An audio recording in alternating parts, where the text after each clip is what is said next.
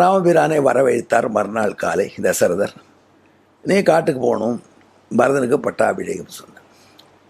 அப்பொழுது ராமன் சரி என்று ஒத்துக்கொண்டார்.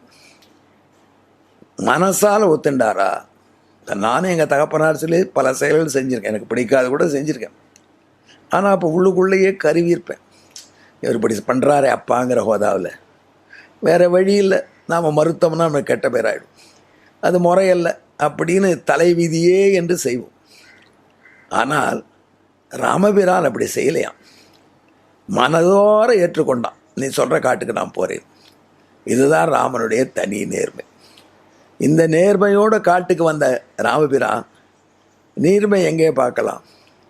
குகப்பெருமாள் வந்தான். ராமனுடைய தோழன், ராமஸ்ய ஆத்மசமசகா என்று வால்மீகி ராமாயணத்தில் ஒரு தொடர் வருகிறது. உயிர் போன்ற தோழன், உயிர் தோழன். அந்த உயிர் தோழன் வந்தான், அவனை கட்டி அணைத்துண்டான்.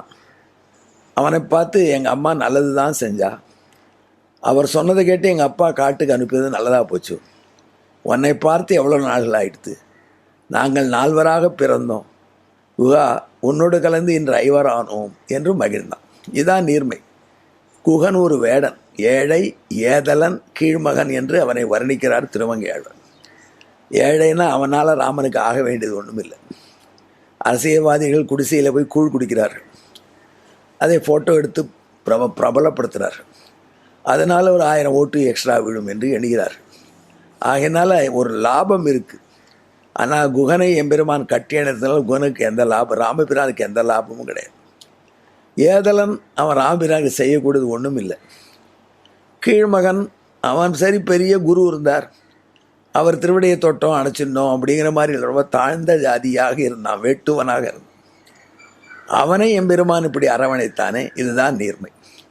குகனுடைய தோழமை தொடங்கி ராமாயணத்திலே ஒவ்வொரு காட்சிகளிலும் இந்த நீர்மையை நாம் பார்க்கலாம்.